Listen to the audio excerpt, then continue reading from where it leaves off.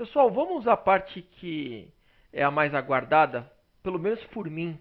Eu já queria nessa aula 5 falar diretamente de múltiplos e o que eu tenho comentado é que não precisa ser economista, não precisa ser contador, não precisa ser expert em matemática para ter esse filtro fundamentalista. Vocês vão ver que ao final desta parte 3 da aula 5, vocês vão entender muito bem esta planilha aqui, que aliás vocês vão receber e que eu quero atualizá-la aí com os últimos resultados. Ao longo do ano eu vou me comprometer a trazer a vocês esta tabela aqui super atualizada.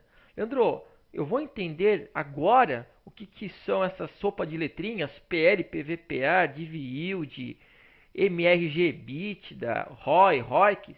Sim. Agora, pessoal, de forma objetiva e direta, tá bom? Vamos falar dos múltiplos, começando pela primeira coluna, que é preço-lucro.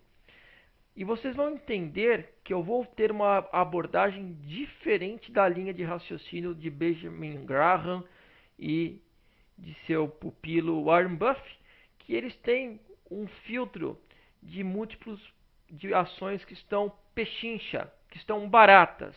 E eu vou falar para vocês que o interessante para o curto e médio prazo são ações que estão mais no foco, mais em evidência, que são vedetes. E é uma linha de raciocínio igual à linha do Damodaran, que é o papa da atualidade de análise fundamentalista. Quando eu li o livro dele lá para 2006, 2007, minha visão sobre fundamentos mudou bastante. Eu já estava numa linha forte da análise técnica e comecei a perceber que realmente as ações com maior demanda gráfica, elas estavam com múltiplos mais elevados. O Damodaran, ele tem toda esta vasta biblioteca, ele já deu palestras aqui no Brasil. Você também pode participar de aulas dele lá nos Estados Unidos e tem livro em português, o Damodaran, que é o Mitos de Investimento. O primeiro indicador, o primeiro múltiplo de mercado é o índice preço-lucro. O índice preço-lucro, ele compara o preço da ação, a cotação daquela ação em bolsa, com o lucro da empresa dividido pela quantidade de ações. Então você pega o preço da ação dividido pelo lucro por ação, que é um dado disponível ao mercado, disponível em qualquer site aí de análise fundamentalista. Um exemplo, temos uma ação a R$ 36, onde o seu lucro por ação está em 1,58. Seu PL, basta dividir o 36 por 1,58, você vai chegar em preço-lucro de 22,8 anos. Então, pessoal, o PL é o número de anos. Por isso que eu falei, PL 22,8 anos. É o número de anos que o acionista tem para ter o retorno do capital investido. Então, se aquela empresa dá esse valor de lucro por ação e ela está custando 36,3, vão demorar 22,8 anos para ter o retorno desse capital investido. É o indicador de mercado mais popular de toda a análise fundamentalista.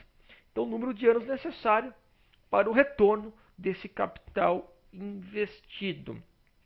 Deixa eu mostrar para vocês que a gente pode ter o PL de cada empresa. Poxa, uma empresa está com PL 7, está com PL 15, está com PL 30. E também nós temos como olhar o PL do mercado. Qual que é o nosso principal índice? O Ibovespa. Então, qual que é o PL do nosso Ibovespa?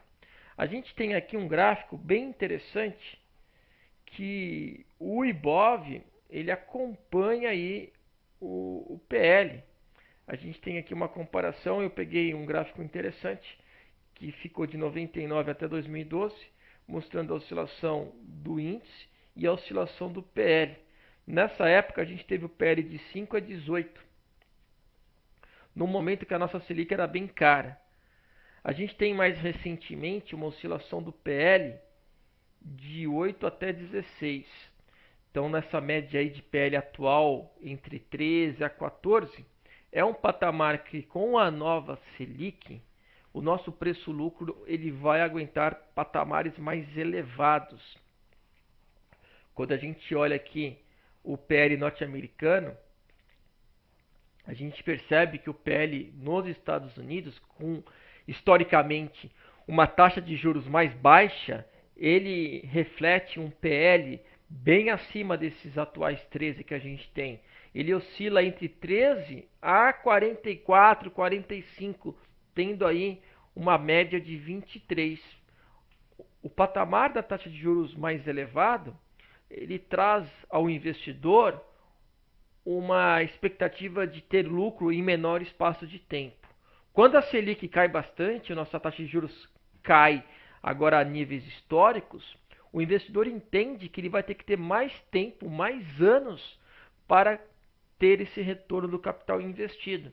Então a gente, óbvio que está com um fator que é um fator atípico, que é o corona, que está atingindo as bolsas mundiais, mas assim que o corona for dissipado, a expectativa da nossa bolsa é continuar a crescer e o investidor tolerar um PL não mais de 10 a 15, e sim patamar de 20 a 30, quem sabe até superior. Então vai aceitar pagar mais caro as empresas. E não só o preço num patamar mais elevado, mas agora temos tido sim a retomada do lucro das empresas. Então a gente vai ter aí uma boa sequência de retomada da alta do preço das ações, tá ok? O mercado é expectativa e não fato. E quando a gente trabalha com expectativa de lucro crescente, a gente percebe ações com PL elevado, como GNDI, Intermédica, Magazine Luiza, Raia Drogasil, própria Natura, CCR, Localiza, a própria B3, elas apresentam PL bem elevado. Você se lembra qual que era o PL de corte de Warren Buffett e Benjamin Graham? PL de 15, era a nota de corte. PL de 15, com um PVPA de 1,5 que a gente vai falar na sequência. E eles também comentam em suas obras que gostam de ações com PL até abaixo de 7. Seriam empresas aqui no Brasil que estão mais largadas, como Cielo, como Smiles, até casos negativos aqui, né? Que não estão com lucro, Brasil Foods, Gol. Então seriam empresas que estão no cenário ruim. Você vê que Smile, Cielo está ainda em má fase na nossa bolsa. Jamais, jamais Warren Buffett ou seu professor Benjamin Graham ia querer comprar Magazine Luiza, né? Ia querer comprar aí B3, iria querer comprar ações que estão em alta. O mercado está com uma expectativa elevada nessas empresas, até porque a cada novo resultado o lucro continua a subir, o lucro continua a performar nessas empresas. Então, são empresas que aceitam PL elevado. Num cenário aí de horizonte de semanas ou poucos meses, é ótimo a gente querer empresas com PL elevado. Óbvio que a gente vai aplicar 90% da análise será no timing da análise gráfica, no timing da análise técnica. Então a gente não quer empresas largadas que estão ruins em seus resultados com PL baixo. A gente quer empresas com PL elevado, que são empresas que estão na moda, que o mercado está com expectativa elevada e que elas não param de fazer gol. Elas não param de ter vitória a cada resultado. Para vocês terem uma analogia, uma comparação, vocês perceberam que eu adoro fazer analogias e no assunto que eu mais domino, que eu mais gosto e que mais eu tenho acertado nos últimos anos, vencido aí vários anos com a melhor carteira. Esse ano a gente também vai buscar, sim senhor, é só o começo do ano e o corona realmente tem travado nossos mercados, nossas ações. A gente tem aqui uma analogia para vocês entenderem por que eu quero um PL alto e não um PL baixo. Eu não quero comprar ações para daqui 5, 10 anos. Eu quero comprar ações que vão performar até o final do ano ou até em horizontes mais curtos, em semanas, em poucos meses. Vamos pensar como que foi o Campeonato Brasileiro no passado? Você iria apostar em vitória do Avaí ou da Chapecoense? São ótimos clubes, só que estavam em má fase. Então estavam tendo derrotas, estavam tendo resultados ruins. Eu não quero apostar em PL baixo, não quero apostar em clubes que estão em momentos ruins. São ótimos clubes, mas estavam em momentos ruins, concordam? Então vitória é lucro, eu quero lucro elevado, eu quero sequência de vitórias. Ótimos clubes, ótimas empresas, mas em má fase, em mau momento, só porque tem um PL baixo que elas estão mais depreciadas aí no banco de apostas, eu não quero. Eu queria ano passado o Flamengo, que ganhava toda a rodada, o Santos, o Palmeiras. Então pegar empresas, pegar clubes que estão em bom momento, que estão com mais vitórias que derrotas, para a gente esperar um timing gráfico para ter a expectativa e acreditar naquela empresa. Então, o primeiro conceito de preço-lucro, eu prefiro PL caro, eu prefiro clubes que estão em alta, eu prefiro empresas que estão com lucro em elevação e o mercado continua a ter essa expectativa. Faz sentido para vocês? Então, quando a gente vai na planilha que vocês vão receber, e eu vou manter essa planilha atualizada com base nos resultados deste ano e passar para vocês, eu quero uma GNDI, eu quero uma Raia Drogasil, eu quero uma Natura, uma CCR, uma Localiza, uma B3, uma Lojas Renner, eu quero uma VEG. Pô, jamais, jamais o Warren Buffett compraria a VEG. A gente compra, né? Foi alvo de gatilho recente semanal a VEG. Óbvio que vai ter um caso ou outro que a gente vai olhar graficamente. A gente vai evitar comprar Cielo, Smiles, Brasil Foods. A gente vai evitar comprar Gol. A gente vai evitar comprar CSN. Então a gente vai evitar de comprar algumas empresas que estão com PL baixo. Tá ok? A gente vai querer PL alto. A gente quer ações que estão vedettes, que estão em foco, que estão nos holofotes, com uma relação preço-lucro elevada, mas que o mercado, agora com a nova Selic, vai se acostumar a pagar PL mais elevado e com a cada novo resultado de lucro maior, vai ajustar o PL, né? Vai ter aí um ajuste de PL, dando chance de continuar crescente esse lucro. Pegar uma empresa que está ruim e vai melhorar seu resultado, vai ter um turnaround, aí uma virada, é mais demorada. Ela tem que provar muita coisa, tem muita desconfiança ainda dos investidores, a não ser em casos isolados, como a gente fez em janeiro, que a gente foi buscar uma Braskem, que estava com gap aberto e o papel subiu 30%, e antes de acabar o mês, eu falei, olha, a Braskem bateu o gap, saiam, protejam o lucro. Depois devolveu tudo praticamente, né? Fechou o mês ganhando acho que só 5%. Chegou a ganhar no mês que eu coloquei Braskem, chegou a ganhar 30%. Então foi um caso isolado que a gente teve uma aplicação gráfica que o papel ia buscar preenchimento de gap. Assunto que eu vou esgotar ao máximo, análise gráfica a gente vai falar demais aí na sequência das aulas, tá ok? Então se o lucro sobe 100%, o PL vai cair pela metade e vai dar chance aí do preço retomar movimentação. Prefiro VEG, Magazine Luiza e B3 do que Smiles, Brasil Foods e Gol, levando em consideração a relação do preço da cotação da ação com o seu lucro por ação. Dando sequência aqui aos múltiplos, o preço em relação ao valor patrimonial, pessoal, todo mundo entende? Preço da ação, preço de mercado, preço da cotação dessa ação em relação ao valor patrimonial, patrimônio líquido. O que é o patrimônio líquido? É o valor dos acionistas, é a riqueza de todo acionista, é o patrimônio da empresa, né?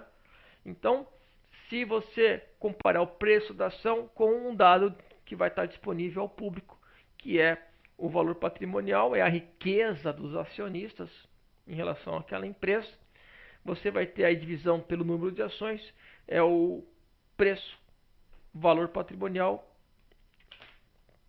Você tem uma relação que vai ter uma base igual a 1, maior que 1 ou menor que 1. Já vou explicar isso a vocês, mas só uma rápida explicação de como ele é calculado, tá?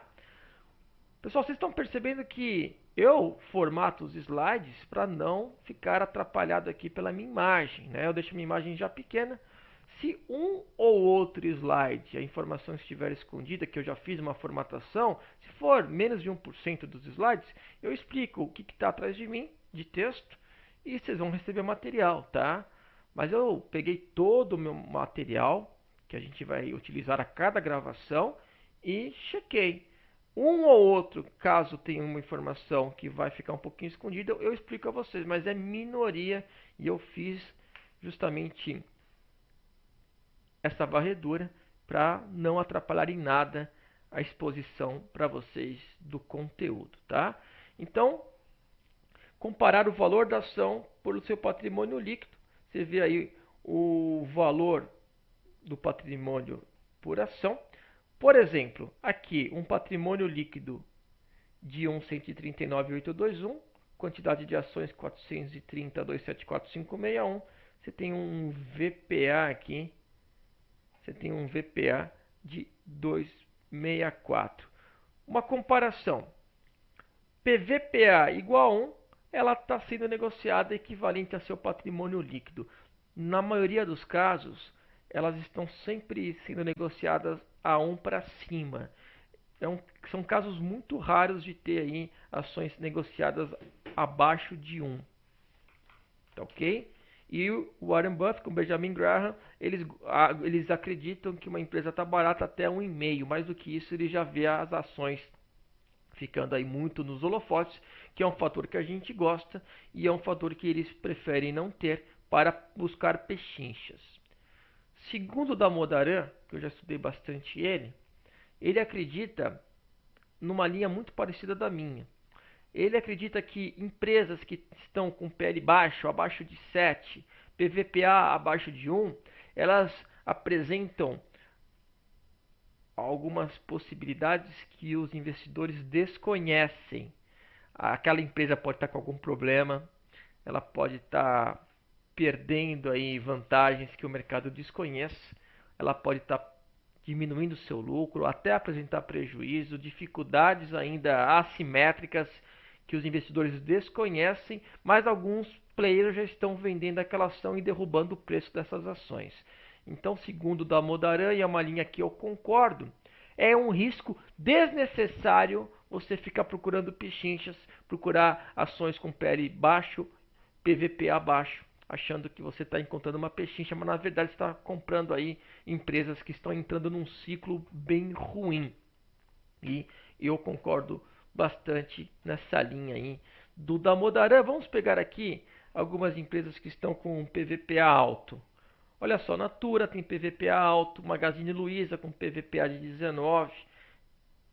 Jamais quem acredita aí no Value Investing, né, investimento de valor, comprando pechinchas, comprariam ações como essas. A gente já colocou, sim, várias vezes no ano passado o Magazine Luiza entrou na nossa lista de recomendação, GNDI com PVPA de 12, a própria Localiza, a própria B3. Então, o que para alguns é uma ação cara, para a gente são ações que estão nos holofotes, que apresentam descansos técnicos, descansos em movimentação gráfica e a gente vai ver ponto de entrada. Se a gente pegar PVPA baixo, a gente vê os Minas com PVPA baixo, a gente vê a própria Gerdau, a gente encontra aqui algumas ações com PVPA reduzido e que estão em dificuldade. Eletrobras não é uma ação para estar sempre querendo comprar, PVPA 0,8. Então, eu quero desmistificar a vocês que a gente vai sim fazer o que muitos fazem o contrário. Procurar baixo PL, baixo PVPA. Não! A gente quer alto PL, alto PVPA, que são empresas que o mercado está de olho, que os players estão comprando, que os gestores acreditam e que vem ano vai ano os seus lucros têm aumentado e deixando esses múltiplos esticados e trazendo oportunidades gráficas, tá? Então essas duas colunas a gente utiliza um pouco diferente do que alguns investidores de longuíssimo prazo buscam pechinchas, a gente busca empresa que está no holofote. Eu vou explicar esses três múltiplos, margem EBITDA, ROI e ROIC, vocês vão gostar bastante. E são empresas que apresentam esses bons indicadores e geralmente são empresas com PL e PVPA elevados. Vocês vão entender de uma maneira muito simples, tá? Vamos seguir. O próximo item é Dividend Yield, que eu vou dedicar uma aula exclusiva para dividend yield, carteira de dividendos. Eu vou explicar com muita calma dividendos, proventos. O dividend yield vocês vão entender de maneira simples. E eu vou apresentar uma carteira recomendada de empresas com bom histórico de pagamento de dividendos, tá? Mas dividend yield é um múltiplo bem fácil de entender, é o quanto a empresa pagou de proventos, dividendos mais JSC, juros sobre capital próprio, que dividendos mais juros sobre capital próprio é a soma de proventos, e aí você divide pela quantidade de ação e divide pelo preço da ação. Então, se você tem aí um pagamento de R$ 100 por ação e o preço da ação é R$ 1.000, você teve aí 10% de dividend yield. Uma ação que custa 10 e pagou R$ 1, você tem aí 10%. Uma ação que custa R$ 20 e pagou R$ 5, você teria aí muito elevado, não é a prática de mercado, seria 25%, teria um quarto. Se ela custa R$ 10 e, por exemplo, pagou R$ 2,50. R$ 100 pagou 25. Então, dividend yield é o percentual de pagamento daquela empresa. Por exemplo, a gente olha setor financeiro e empresa do setor de energia elétrica. Vamos olhar. Você vê aqui o Itaú. O Itaú pagou 8% de dividendos, mais juros sobre capital próprio. Telefônica do Brasil pagou quase 7%. Então você vê que tem empresas, Itaúsa, quase 10%. Então você vê que tem empresas do setor financeiro que pagam, e também Telefônica do Brasil e elétricas, que estão pagando mais do que a Selic em proventos. Ó, BRDT também é um papel que está em destaque na carteira de proventos. Taesa, setor de energia elétrica. Então a gente vai ter uma aula bônus só de carteira de dividendos. E eu vou abordar muito o dividend yield, que é o indicador para a gente ver o histórico daquela empresa em relação ao percentual que ela paga em proventos ao acionista. Eu vou explicar com muita calma nesse módulo de dividend yield de carteira de dividendos, tá bom? Agora, para giro, a gente olha mais o PL e o PVPA elevado e eu gosto de olhar não o EBITDA, mas sim a margem EBITDA e principalmente o ROIC, que eu gosto mais do que olhar apenas o ROI. Vamos entender o que é o EBITDA, o que é o ROI, o que é o ROIC? Agora, pessoal. Aliás, esta parte fundamentalista, depois a gente passa na parte gráfica, depois a gente vai juntar tudo, tá bom? Lagida tem equivalência em inglês com EBITDA. Então, EBITDA é justamente o termo original em inglês que, traduzido para o português, quer dizer lucro antes dos juros, das taxas, da depreciação e da amortização. Então, earnings before interest, lucro antes dos juros, taxas, impostos, depreciação e amortização. Então, a sigla em português é Lagida. Se te perguntarem qual é a diferença entre Lagida e EBITDA, nenhuma. É a mesma coisa. E o lucro antes de pagar juros de empréstimos, pagar impostos, pagar depreciação de bens e amortizar, é justamente o dinheiro da empresa, né? É a capacidade da empresa de gerar dinheiro, de gerar caixa, concordam? Sim ou não? Porque depende de prática contábil, pode mudar uma empresa aqui, outra lá. Tem empresa que está com maior depreciação, está pagando mais juros. Então, é uma forma de neutralizar juros, depreciação, amortização e ver realmente como que aquela empresa está conseguindo gerar dinheiro, gerar caixa, que é o EBITDA, é o Lagida. Então você consegue ter uma melhor comparação entre as empresas para você conseguir aí calcular esse lucro. Porque lucro líquido tem diferentes práticas contábeis e diferentes jeitos de amortizar, de depreciar aí, até chegar no lucro líquido. Então é um jeito que o mercado gosta muito de ter como comparação para ver, olha, aquela empresa está com EBITDA alto, aquela nem tanto.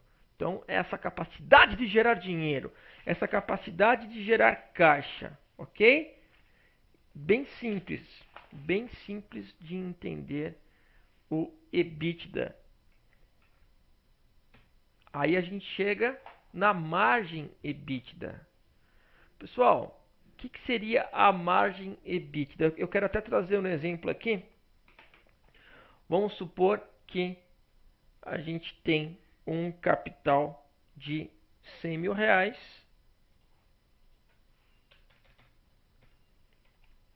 100 mil reais. Eu estou abrindo uma loja, pessoal. Eu estou abrindo uma loja e o capital 100 mil reais. Então, capital aqui de 100 mil reais. Estou simplificando. Eu estou abrindo uma loja. Eu estou com uma receita de 40 mil reais. Pô, Leandro, você está ganhando bastante. Vamos utilizar como exemplo hipotético. Então, eu estou com um capital de 100 mil reais. Eu estou com uma receita de 40 mil reais. E estou com um lajeda de 10 mil reais. Então, antes de descontar juros, depreciação, impostos, eu estou com um lajeda aqui, um EBITDA, né? Um lajeda de 10 mil reais. Poxa, legal, entendi o lajeda, você explicou no slide anterior, que o lajeda é o lucro antes de juros, impostos, depreciação e amortização. Você está com um capital de 100 mil reais e tem uma receita bruta aí de 40 mil, sobrou um lucro de 10 mil reais antes de pagar os impostos, tributos e tudo mais. Depreciação, juros. Qual que seria a minha margem EBITDA? Rápido, eu quero que vocês façam um raciocínio. A gente está conversando aí no happy hour com os alunos, a gente vai marcar happy hour, vai marcar encontro, a gente vai marcar também o fechamento com o auditório do pessoal da turma 2, mais de um. Mais à frente eu trago mais informações a vocês, fiz com a turma 1 também. E a gente está falando, pô, Leandro, você montou uma loja? Montei. Coloquei 100 mil reais, está com receita de 40 mil, mas cheguei num EBITDA, que em português é o lajeda de 10 mil. Qual que é a minha margem? Minha margem EBITDA é de quanto aqui?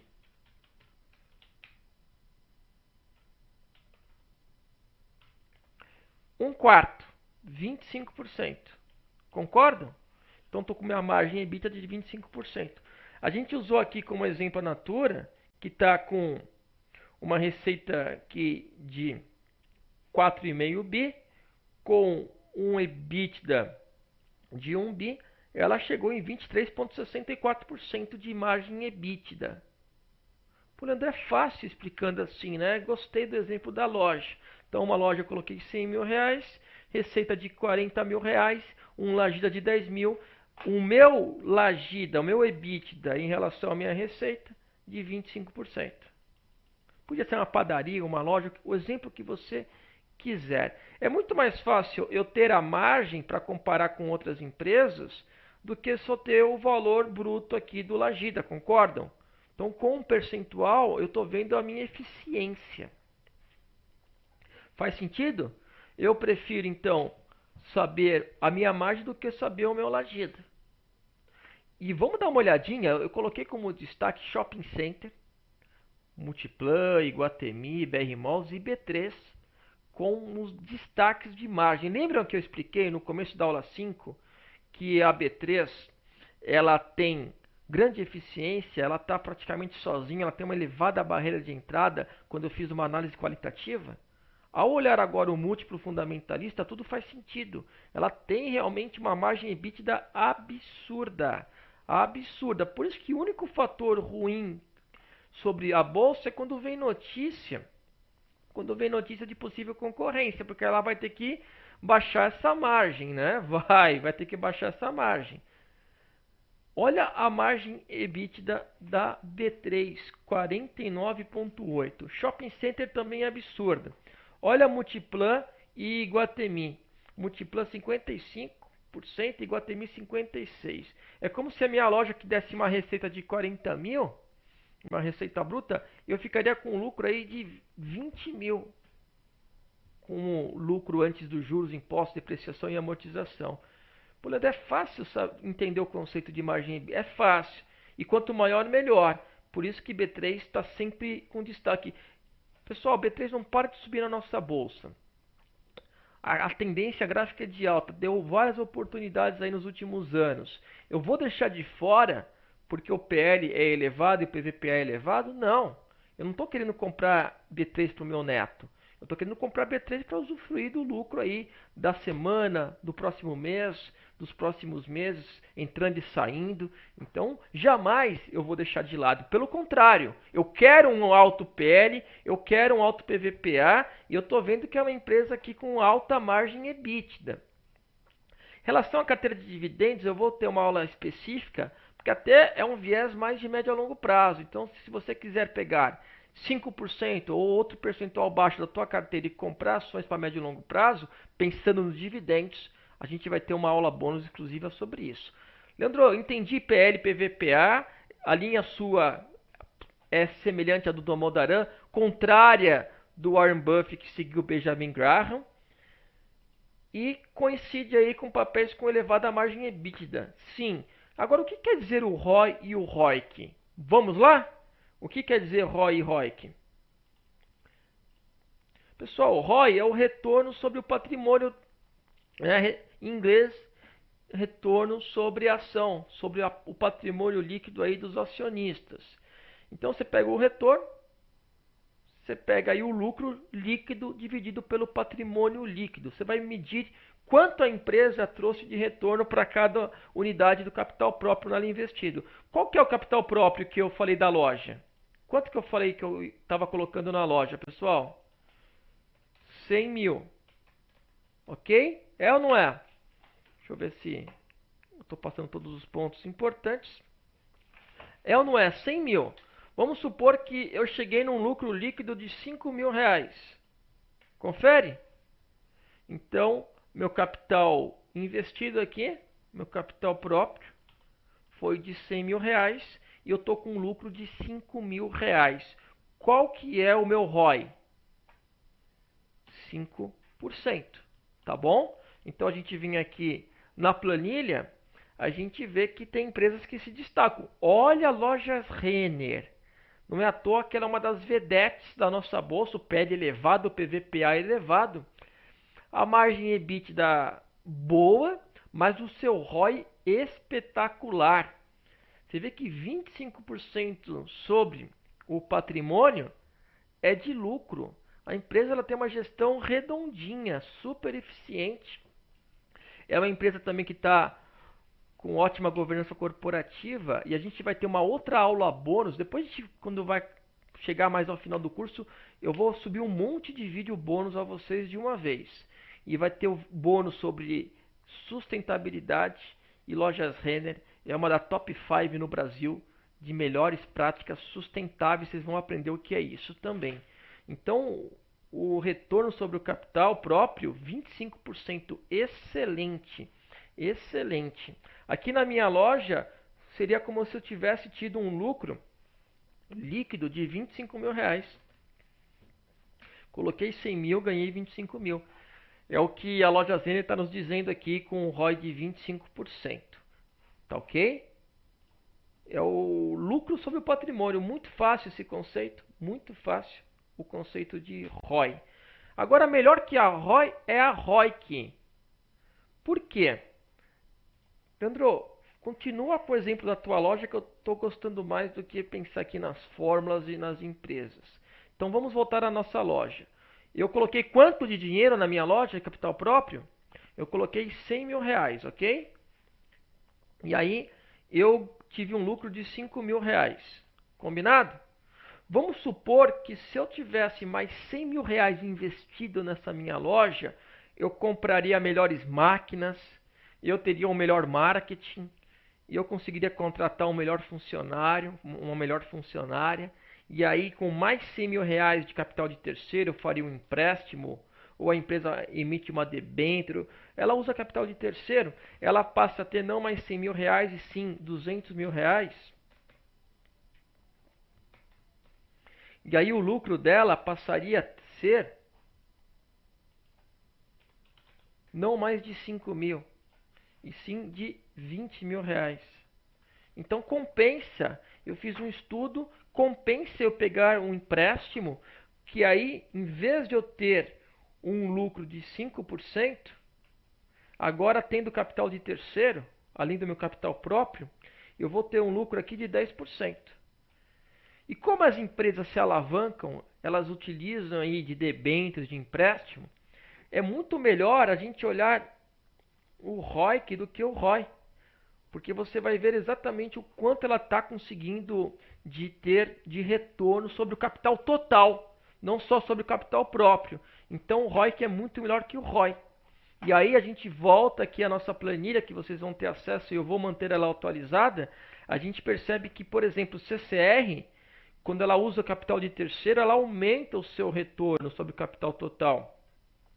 Você vê que Lojas Renner mantém uma alta eficiência. Um ROIC de 23% é absurdo, né? Ela caiu um pouquinho, mas continua bem eficiente. Então vale a pena ela utilizar capital de terceiro. Aí a gente começa a ver alguns destaques bem interessantes. Iguatemi também aumenta aí o seu percentual de retorno quando utiliza o capital total, somando aí o capital de terceiro. Então é melhor olhar o ROIC, que vai estar mais completo. Lojas Americanas também. Ela faz um salto de 8% para 11,85% quando a gente incorpora o capital de terceiro. Então, pessoal, além de ter PL elevado e PVPA elevado, que são empresas que estão no holofote, que estão em alta, que a gente vai aplicar o timing gráfico, a gente pula aqui dividend yield, que vai ser uma aula bônus específica, e eu olho também como filtro papéis com margem EBITDA elevada, que é a margem lagida, como B3 e Shoppings, e a gente olha ROI e ROIC, destaque também algumas varejistas como Magazine Luiza, como também Lojas Renner. Então, no nosso estudo top-down, a gente percebe que juros em queda, PIB em elevação, consumo varejo é beneficiado, B3 é beneficiado, Shopping Center é beneficiado. Aí quando a gente vem para os múltiplos, essa análise top-down qualitativa, ela é reforçada com PL e PVPA em destaque, que o mercado espera que essas empresas continuem com lucros elevados e a conjuntura macroeconômica favorece, ok? E quando eu fui olhar margem EBITDA, ROI, ROIC, realmente Lojas Americanas, Magazine Luiza, Lojas Renner contribuem para essa minha análise da conjuntura macro e contribui com essa análise também da empresa. Então são ações que eu estou sempre olhando para novos gatilhos, óbvio que a gente aplica o timing da análise gráfica, o timing da análise técnica, ok? De um jeito que eu não preciso ser economista, não preciso ser especialista em fundamentos, não preciso estar cobrindo especificamente a empresa ou ter vários analistas olhando aí os fundamentos da companhia, tá ok? Então preferência sempre pela ROIC. Você vê que é um jeito simples, direto de não ter poluição de informação. A gente não pode ter nada de informação, mas nem muita informação. Então é um jeito simples, objetivo e direto para ter o filtro fundamentalista, que vai corresponder a 10% da análise, para a gente entrar na aplicação do timing gráfico, que é a sequência das próximas aulas, que agora no carnaval eu quero correr aí com qualidade, óbvio, mas para tentar adiantar o máximo. E também eu vou antecipar de abril para o início de março a aula de imposto de renda. Eu acredito que para quem fizer uma reflexão que nunca tinha entendido os fundamentos, começa a ver o que eu sempre falo, né? Aquela luz no final do túnel. Desmistificar o menos é mais, a grande sofisticação é a simplicidade. A gente vai ainda resgatar esses conceitos, a gente tem ainda muito material, estamos só no início do curso. Fechado, pessoal? Depois quero saber de vocês na nossa próxima aula ao vivo, o que vocês acharam. Toda aula ao vivo vai ficar gravada, toda, fiquem tranquilos, tá? E a gente vai continuar aí com o nosso curso, o ano todo aí com bastante recomendação E assim que passar o corona, eu quero acelerar com vocês aí todas as recomendações e vou também antecipar não só a aula de imposto de renda, mas também a aula de ganhar com a queda e operações long short. Legal, pessoal? Então até a próxima aula. Um grande abraço e valeu!